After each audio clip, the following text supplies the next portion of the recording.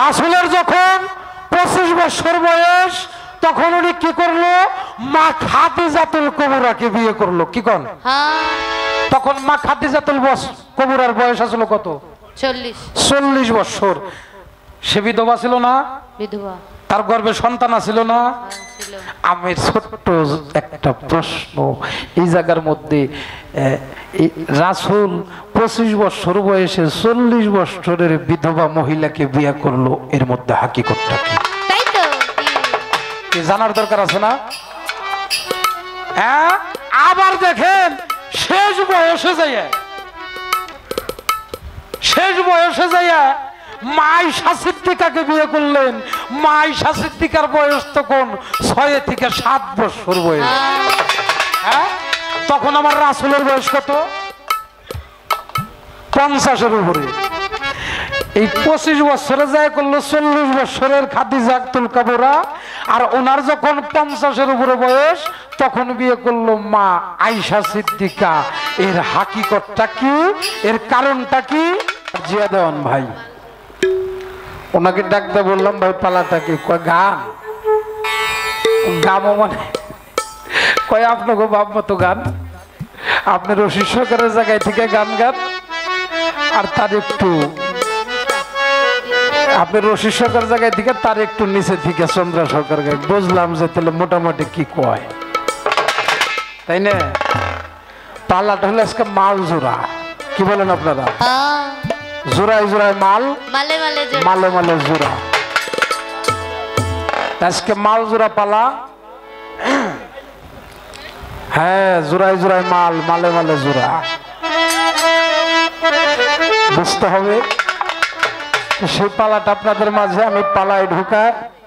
আমি প্রথমে একটি গান আপনাদের মাঝে রাখবো। চন্দ্রা সরকারের একটা গান শুনতে পেলাম, সবই তুমি জানো রে বন্ধু, সবই তুমি জানো, তোমার লাগে আমার তো মায়া লাগে কেন? মায়া লাগে কেন? আপনার যদি কারোর জন্য মায়া লাগে তাহলে অবশ্য তারও আপনার জন্য মায়া লাগে। এই সায়েন্স প্রমাণ করছে প্রত্যেকটা মানুষের ব্রেন 8 সেকেন্ড পর পর বদলায়। কি? প্রত্যেক 8 সেকেন্ড পর পর এই ব্রেন এক এক সময় এক এক জায়গায় থেকে। পৃথিবীর চাইতে 1.5 লক্ষ গুণ বড় হলো সূর্য। এই সূর্যটাকে সেকেন্ডের মধ্যে পেঁচ দিয়ে ফেলাই পারে ব্রেন দিয়ে, পারে না বাবা? পারে। হ্যাঁ, চক্ষু বন্ধ করেন, দুনিয়াটা ঘুরে আসতে পারবেন আপনি।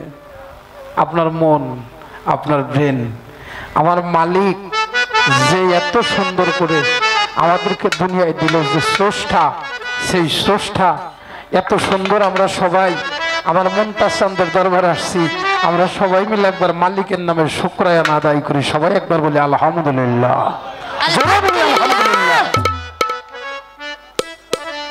আমার পালা থেকে একটা গান আমি আগে আপনাদের মাঝে রাখি, তারপরে একটি করে প্রশ্ন হবে। কয়টা করে প্রশ্ন? আমি যদি ওনারে 2-3টা করি, উনি জবাব জানি একটাই দেয়। আমি প্রশ্ন করার বেলায় তালে তালে করলাম, কিন্তু জবাব আপনি একটাই দিন। আবার আপনিও যদি আমার বেশি করে করেন, আমি কিন্তু একটার বেশি জবাব দিব না। কি বলেন আপনারা? হ্যাঁ, আর একটা কথা কই, আমি গানে যাবো বাজাবো না। এই কথাটা কি? আমি কিন্তু পাথরের গান শোনান পছন্দ করি না। এই যে আপনারা যার যার মতো এক একজন এক একভাবে ঘুরে বসে গল্প করবেন, আমি গান গামো, আমি তা পারব না। আমি গান গামো, আমার সাথে সাথে গুনগুন করে আপনারাও গাইবেন। আমি নাচুম, আপনারাও জায়গায় বসে একটু মাথা ঝুলাইয়েন। আবার মাঝে মাঝে যদি কিছু জিগাই একটু হাহো নাকি। গান কিন্তু সবাই গায়। হ্যাঁ, গান সবাই গায়।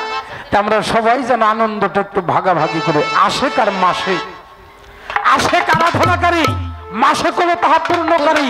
আপনারা আশেক হয়ে বসে আছেন, আমরা যেন মাসেক হয়ে আপনাদেরকে একটু আনন্দ নিয়ে, আমরা যেন সবাই আনন্দ নিয়ে বাড়িতে ফিরতে পারি। ধন্যবাদ।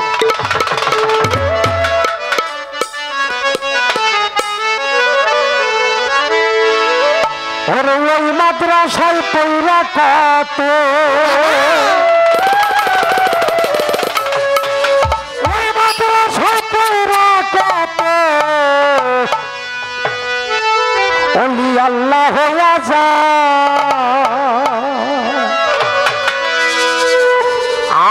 আমার মুর্শিদের মাদ্রাসা।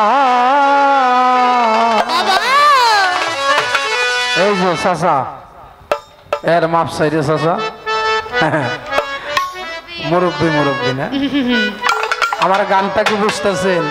ওই মাদ্রাসায় কইরা কত ওলি আল্লাহ হয়ে যায় আমার মুর্শিদে মাদ্রাসা। মাদ্রাসায় যে মাদ্রাসায় যে আলেম হয়, যে মাদ্রাসায় লেখাপড়া কইরা যে মাজার ভাঙচুর করে ওলি আল্লাহ বিরুদ্ধে কথা কয়, ওই মাদ্রাসায় গেলে কিন্তু আল্লাহর ওলি হওয়া যাবে না। আমার গানটা শুনে ওই মাদ্রাসায় পড়া কত, ওই মাদ্রাসায় পড়া কত, ওই মাদ্রাসায় পড়া কত ওলি আল্লাহ হয়ে যায় আমার মুর্শিদের মাদ্রাসায়। তোরা আইতে যাবি আইরে মনটা চান্দর মাদ্রাসা।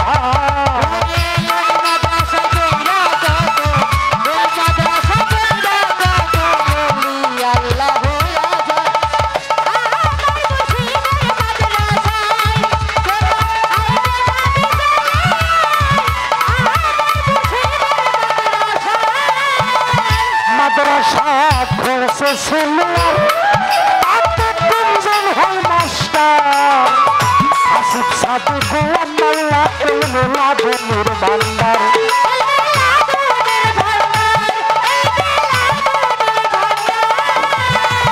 মাদ্রাসা খোলছে সিনিয়র তিনজন হয় মাস্টার, আসিফ সাধু গোলাম মোল্লা এলমে লাদুনির ভান্ডার।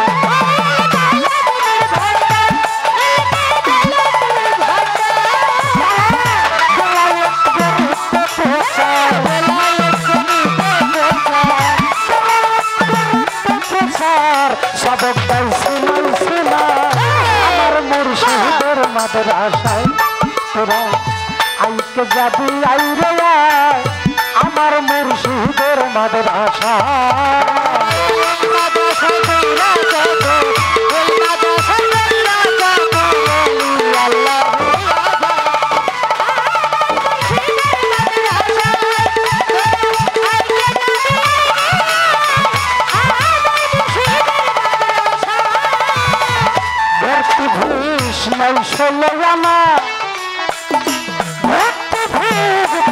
চলে না ভর্তি খ্রিস্টান করলে তার ভর্তি করে না।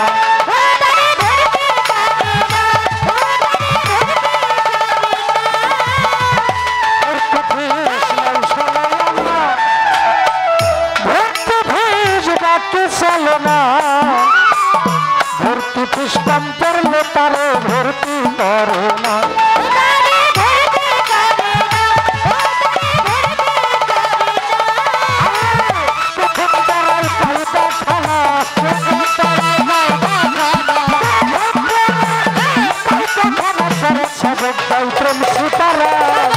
আমার মুর্শিদের মাদ্রাসায় তোরা আইকে যাবি চলে মনটা চান্দর মাদ্রাসা।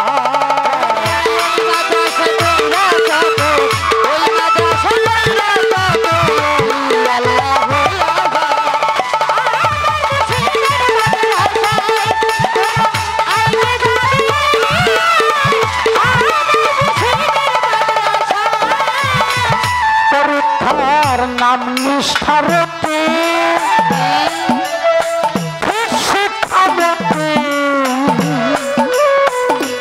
সাবজেক্ট পরীক্ষা হবে ব্রহ্মজন ভক্তি।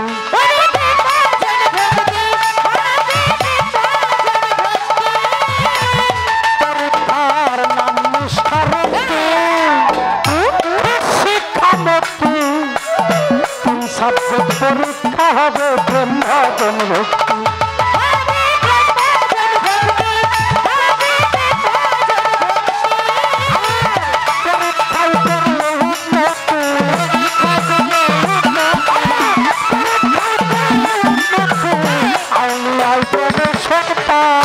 আমার মুর্শিদের মাদ্রাসায় তোরা আইতে যাবি আইরে দয়াল বাবার মাদ্রাসা।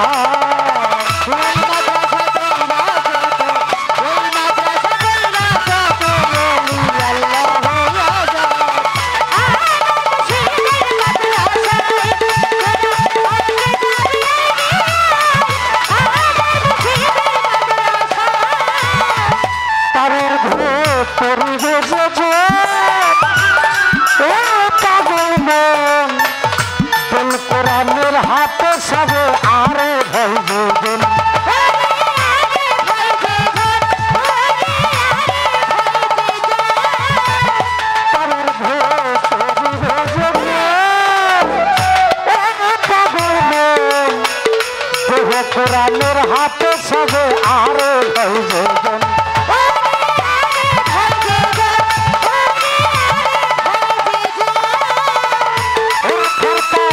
রক্ষিত বল তার ভাই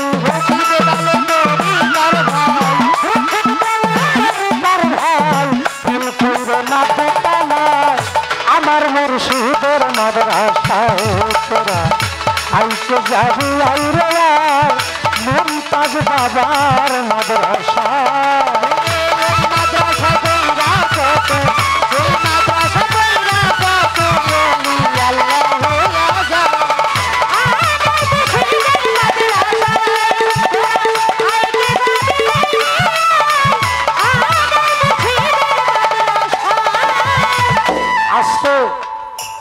আমার গানটা কি বোঝা গেছে বাজানটা? হ্যাঁ, বুঝতে তো সমস্যা হয় নাই। ওই মাদ্রাসায় পয়রা কত ওলি আল্লাহ হয়ে যায় আমার মুর্শিদের মাদ্রাসা। মাদ্রাসা খুলছে সিনিয়র, তাতে 3 জন হয় মাস্টার। হাসিব সাদি গোলাম মাওলা ইলমের রাধুনির ভান্ডার। তারা বেলায়েত করিতে প্রচার সবক দেয় সিনাই সিনায়। ভর্তি ফিস নাই 16 আনা, ভর্তি ফিস বাকি চলে না। ভর্তি ফিস কম পড়লে তারে ভর্তি আসতে। আমাকে কি 2-1 মিনিট কথা বলার সুযোগ দিবেন আপনারা? হ্যাঁ, কোরআন শরীফ পড়েন না আপনারা? প্রথম সূরা সূরা ফাতিহা, যাকে বলা হয় উম্মুল কোরআন, কোরআনের জননী, তাই না? দ্বিতীয় যে সূরাটা, প্রথম সূরা যেটা, ওটা তো কোরআনের জননী, অর্থাৎ কোরআনের মা। তাহলে তারপরে যে সূরাটা আসতেছে সূরা বাকারা, বাকারা শব্দের অর্থ গাভী। আগে আগে কসকে ওনাগো কাছে কইবের বাকারা শব্দের অর্থ গাভী, তাই না? আবার কোরআনের শেষ সূরা হলো সূরা নাস। নাস অর্থ মানুষ। তাহলে গাভী দিয়া শুরু, মানুষ দিয়া শেষ, তাই না? গাভী দিয়ে শুরু, মানুষ দিয়ে শেষ। সূরা বাকারার মধ্যে কি বলা হইলো? তোমরা এমন জিনিস একদম টুকাইবে না, মাইক এমনি বিলে তোমরা টুকাইলে আরো বুঝি না। কথার সময় বাজাইবে না, গানের সময় বাজাইবে, তাই না? ওখানে বলা হয়েছে এমন জিনিস তোমরা কুরবানি করো যা কোনো শেষ কাজে ব্যবহার হয় নাই, বাচ্চা প্রসব করে নাই, যার গায়ের রং থাকবে তীব্র হলুদ রঙের। কি তাই বলছো না? হ্যাঁ, তীব্র হলুদ রঙের গাভী কুরবানি দিতে বলা হইল। এখন যদি প্রশ্ন করি, তীব্র হলুদ রঙের গাভী আপনারা দেখছেন কিনা কোনোদিন? কি বলেন? আল্লাহ মানুষের জবান খুলে দাও, দেখছেন? তীব্র হলুদ রঙের, এই তীব্র হলুদ রংটা একটা সময়ে মানুষের দেহের মধ্যে আসে। কখন আসে? একটা সন্তান যখন জন্ম নেয়।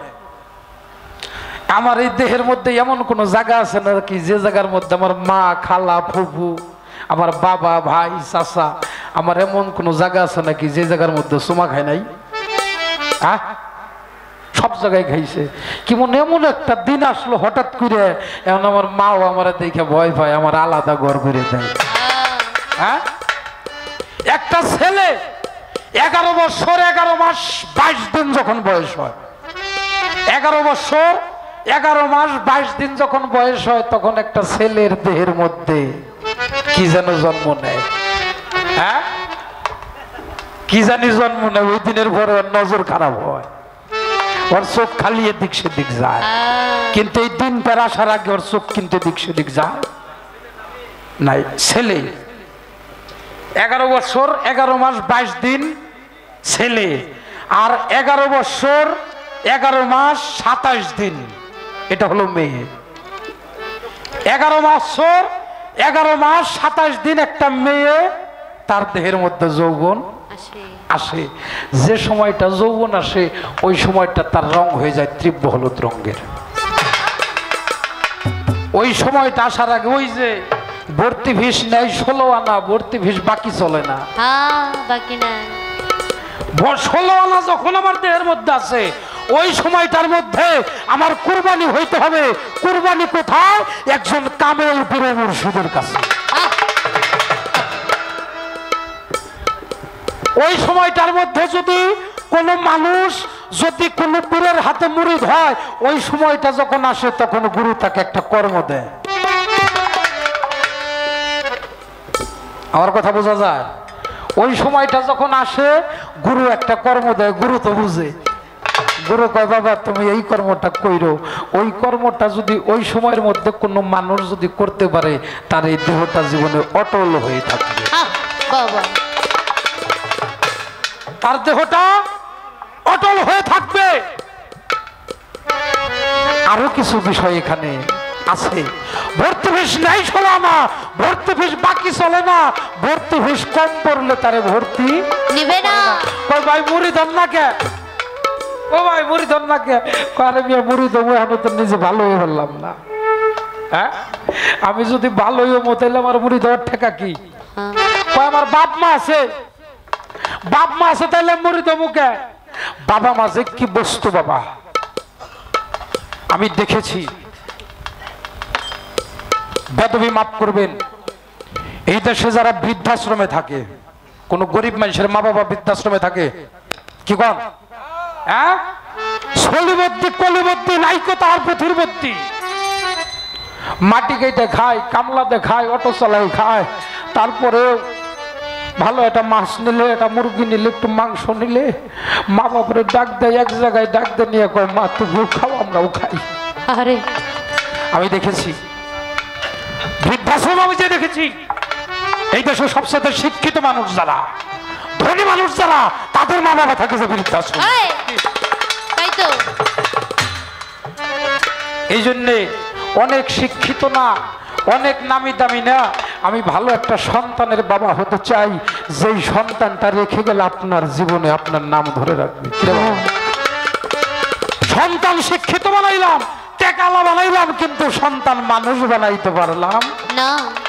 না, ওই সন্তান আমাকে দেখলো না, আমি বৃদ্ধা হয়ে গেলাম, আমার সন্তান আমার দিকে তাকিয়ে দেখলো না, ওই সন্তান মানুষ হয় নাই। আর যে সন্তান সকাল সন্ধ্যা মা বাবাকে, একটা কথা কই বাবা, যে মাথাটা মা বাবার চরণ তলে নামে না, আমি কোনো মাথার জাতি নেই।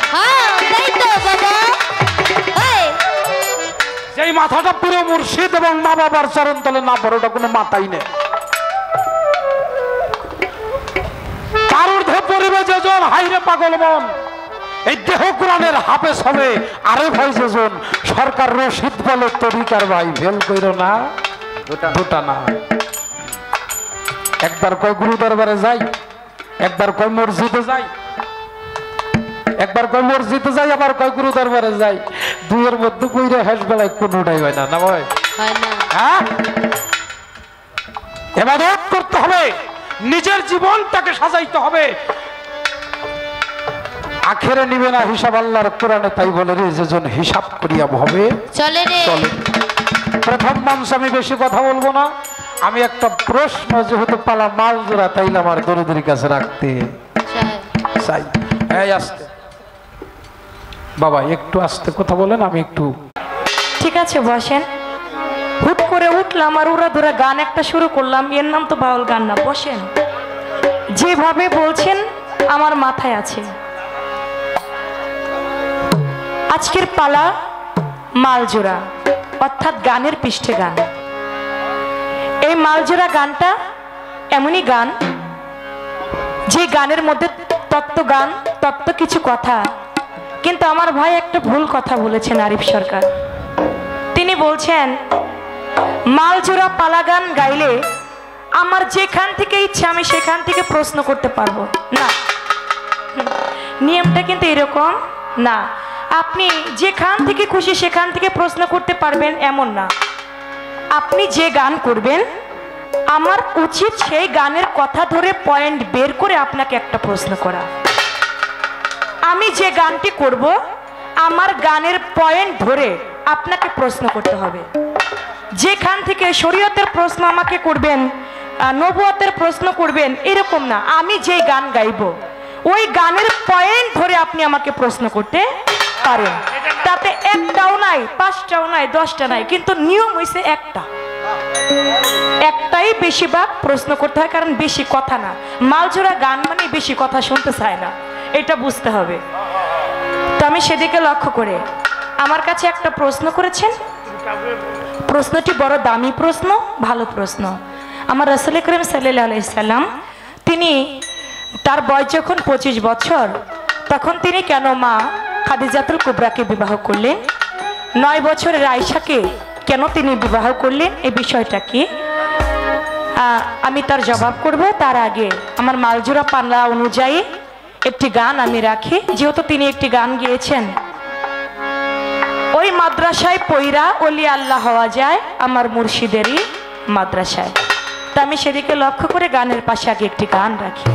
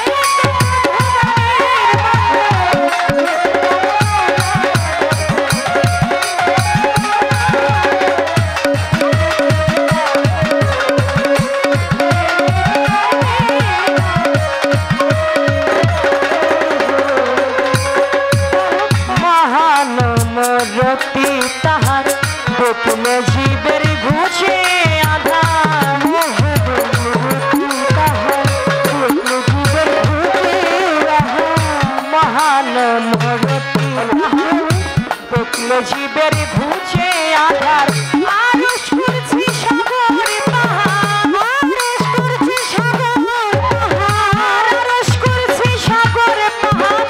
দেখার বাকি থাকে না তার, দেখার বাকি থাকে না। দেখলে ছবি পাগল হবি, ঘরে রইতে পারবি না। দেখলে ছবি পাগল হবি।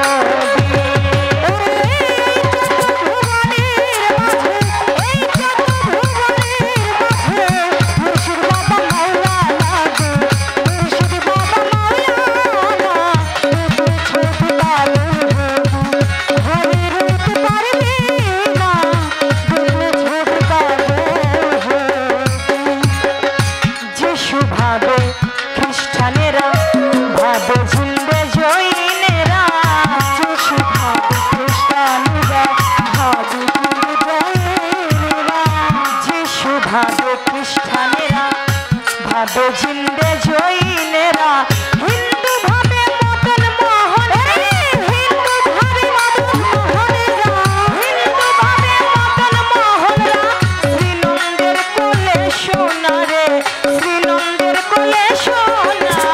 দেখলে ছবি পাগল হবি, ঘরে রইতে পারবি না। দেখলে ছবি পাগল হবি, ঘরে রইতে পারবি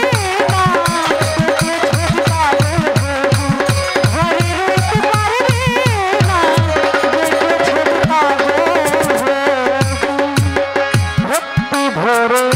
রাখিলে প্রাণ পানি হইয়া যাই রে পাশান, রাখিলে প্রাণ পানি হইয়া যাই রে পাশান। ভক্তি ভরে রাখিলে প্রাণ পানি হইয়া যাই রে পাশান। নূরের রত্ন ঝিল্লি নিশান, নূরের রত্ন ঝিল্লি নিশান, নূরের রত্ন ঝিল্লি নিশান। দিলের ঘর হয় ঠিকানা তার, দিলের ঘর হয় ঠিকানা। দেখলে ছবি, দেখলে ছবি, দেখলে ছবি পাগল হবি, ঘরে রইতে পারবি না।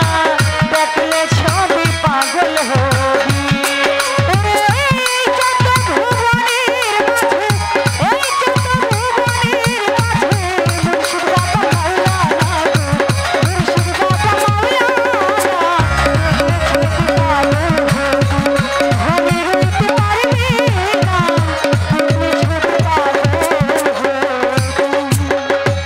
আমার দয়াল নবী রাসূল করিম সাল্লাল্লাহু আলাইহি সাল্লাম তিনি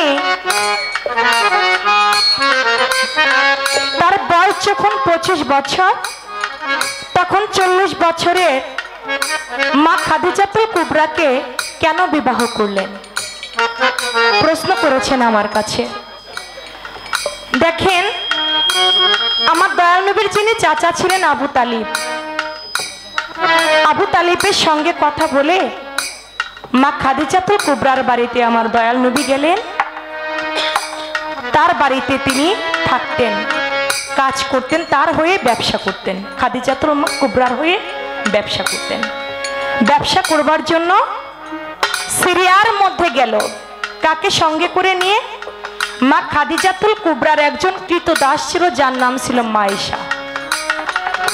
মাইশাকে সঙ্গে নিয়ে তিনি গেলেন বাণিজ্য করবার জন্য। একজন খ্রিস্টান পাদ্রী তিনি বলতে লাগলো আমার রাসূল আকরাম সাল্লাল্লাহু আলাইহি সাল্লামকে দেখেই যে এ কোনো সাধারণ ব্যক্তি না, এ তো নবীদেরও শ্রেষ্ঠ নবী, নবীদেরও শ্রেষ্ঠ নবী হয়ে আসছে ব্যবসা করতে। মাইশা খাদিজাতুল কুবরার যিনি কৃতদাস, এই কথাটা লক্ষ্য করে শুনে নিলেন যে ওই জ্যোতিষটা কি বললেন, খ্রিস্টান পাদ্রীটা কি বললেন। আসতেছে, দেখে আকাশের মধ্যে আমার দয়াল নবী রাস্তা দিয়ে হেঁটে যায়, মেঘে তাকে ছায়া দেয় যাতে সূর্যের তাপটা আমার দয়াল নবীর গায়ের উপর না লাগে, মেঘে ছায়া দিতে লাগে। এই ঘটনাগুলি গিয়ে মা খাদিজার কাছে বলে, মা খাদিজাতুল কুবরা, আপনার বাড়িতে যিনি কাজ করে, আপনার হয়ে ব্যবসা করে, সে কোনো সাধারণ ব্যক্তি না। বলে কেমন? বলে আজকে আমি যখন তার সাথে বাণিজ্যে গেলাম, আমি দেখতে পেলাম আকাশে সূর্যটা তার গায়ের উপর লাগে না, মেঘে তাকে ছায়া দেয়। একজন খ্রিস্টান পাদ্রী তিনি বললেন সে কোনো সাধারণ ব্যক্তি না, সে নবীদেরও নবী, শ্রেষ্ঠত্ব রাসূল। আমি এটা শুনে আমি বড় অবাক হয়ে গেলাম। বলে তোমরা যাই করো না কেন, এটা কারো কাছে বলার আর দরকার নাই। সরাসরি আমার রাসূল আকরাম সাল্লাল্লাহু আলাইহি সাল্লামকে ডাক দিয়ে মা খাদিজাতুল কুবরা বলেন, আমি আপনাকে বিবাহ করতে চাই। আমার দয়াল নবী কিন্তু সে সময় কোনো ধনবান ব্যক্তি ছিল না। আমার দয়াল নবী তখন কোনো ধন সম্পদ ওইরকম ছিল না। আমার দয়াল নবী বলে, দেখেন আপনার এত অর্থ সম্পদ, মা খাদিজা কিন্তু তখন ওই সময়ে অনেক শ্রেষ্ঠত্ব ধনবানের মধ্যে একজন।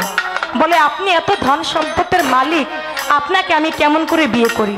বলে আপনি দেখতে পাচ্ছেন আমাকে কত সম্পদের, পাহাড় সমান সম্পদের মালিক যারা, তারা আমাকে বিয়ে করতে চায়, কিন্তু আমি তাদেরকে বিয়ে করতে চাই না। আমি আপনাকে বিয়ে করে আমার জীবনটা ধন্য করতে চাই। আমি শুনেছি আপনি জমিন দিয়ে হেঁটে গেলে আপনার কোনো ছায়া পাওয়া যায় না, আপনার জমিনে থাকে কায়া, আসমানে থাকে আপনার ছায়া। আপনি কোনো সাধারণ ব্যক্তি না। আমি একজন বিধবা হইলেও আমি চাই আপনার চরণে আমাকে একটু রাখেন, আপনার সেবা করার একটু সুযোগ আমাকে দেন। আমার দয়াল নবী তখন আর নিষেধ করলো না।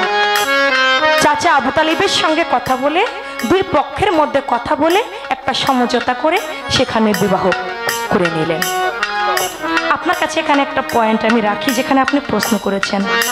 আমার দয়াল নবী এবং মা খাদিজাতুল কুবরার বিয়ের একজন ব্যক্তি খুতবা পড়িয়েছিলেন। কে পড়িয়েছিলেন? তার নাম কি?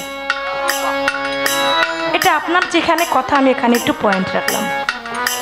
মা আয়েশা সিদ্দিকা রাদিয়াল্লাহু তাআলা আনহা, তাকে কেন 9 বছর বা 6 বছর, দলিলে আসে এক জায়গায় আছে 9, এক জায়গায় আছে 6, 9 বলি আর 6 বলি, যেটাই বলি না কেন, দয়াল নবীর বয়স তখন 50 বছর বা তারও ঊর্ধ্বে বা তারও কম। কেন তিনি 9 বছরের একটা, তিনি তো যৌবন প্রাপ্ত হন নাই, কেন তাকে বিবাহ করলেন? আগের দিনে আমার দাদি নানিদের মুখে শুনেছি, আমার একজন দাদি আছে আমার বাড়ির পাশে, কয় জানোস আমার বিয়ে হয়েছে কয় বছরের সময়? আমি কই কয় বছরের? আমার বিয়ে হয়েছে যখন 7 বছর, তখন আমার বিয়ে হয়েছে। আমি কোনো জামা কাপড় পরে নাই, আমি তোর দাদার বাড়িতে আইছি একটা প্যান্ট পরে। আগের দিনের অনেক আছে, আগের দিনে বিয়ে হইতো 10 বছরে, 11 বছরে, 8 বছরে, 9 বছরে ওই দাদা নানারা বিয়ে করছে। ওই সময় এই প্রচলনটা ছিল। আমার দয়াল নবী যখন আয়েশা সিদ্দিকাকে বিয়ে করেছেন তখনও কিন্তু এই প্রচলনটা ছিল যে 9 বছরের মেয়েকেও বিবাহ করা যাইতো, কোনো বাধা নিষেধ ছিল না। এখন যেমন সরকারের আমলে 18 বছরের নিচে বিবাহ করা যাবে না, কিন্তু তখন এইরকম কোনো নিয়ম ছিল না। তবে হ্যাঁ, আবু বকর সিদ্দিক আমার দয়াল নবীর কাছে প্রস্তাব রাখেনি, ইয়া রাসূলুল্লাহ আপনি সৃষ্টি না হইলে তামাম দুনিয়াতে একটা বালুর কণাও সৃষ্টি হইতো না। আপনি রাহমাতুল লিল আলামিন হয়ে এ দুনিয়ার মধ্যে এসেছেন, আমি চাই আমার মেয়েটাকে আপনার খেদমতে দিতে। কে প্রস্তাব রাখে? আবু বকর সিদ্দিক প্রস্তাব রাখে। আমার দয়াল নবী বলে, আবু বকর তুমি এমন একটা সিদ্ধান্ত নিয়েছো, আমি যদি আয়েশাকে এমনি ভাবে আমার দাসী হিসেবে রাখি লোক মুখে এটা ভালো বলবে না। যেহেতু তুমি ইচ্ছা করেছো, আয়েশারও যেহেতু ইচ্ছা, তাহলে আমি আয়েশা সিদ্দিকাকে বিবাহ করেই আমি আমার দাসী রূপে রাখতে চাই। বিয়ে ছাড়া তাকে আমি রাখতে পারবো না। এর জন্যই আমার দয়াল নবী আবু বকর সিদ্দিকের মনোবাসনা সেদিন পূর্ণ করেছিলেন, মা আয়েশা সিদ্দিকাকে বিবাহ সেদিন করেছিলেন, তার কোনো কামনা বাসনা মিটাইবার জন্য না। এই ছিল আপনার কথা। হাদিস মতে যতটা বলা চলে আমি ততটাই বললাম।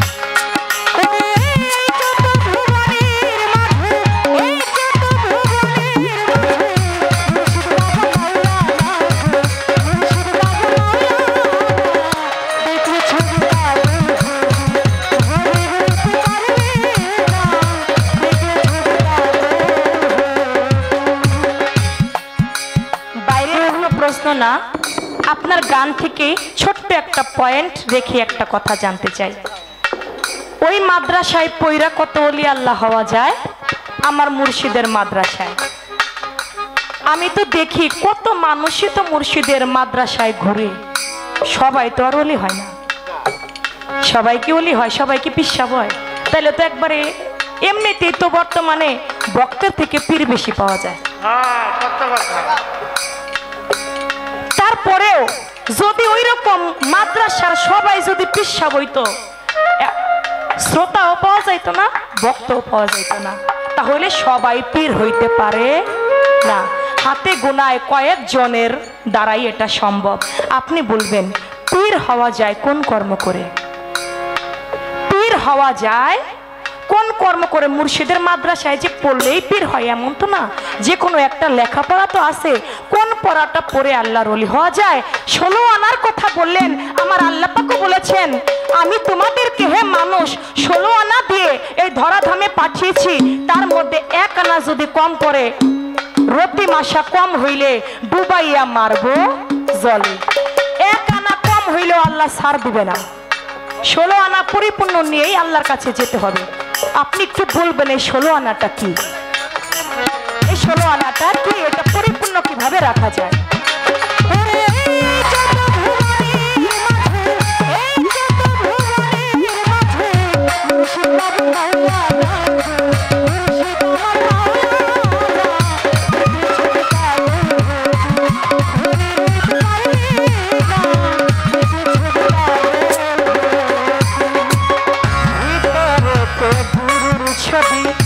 বাহিরেতে নূর নদী,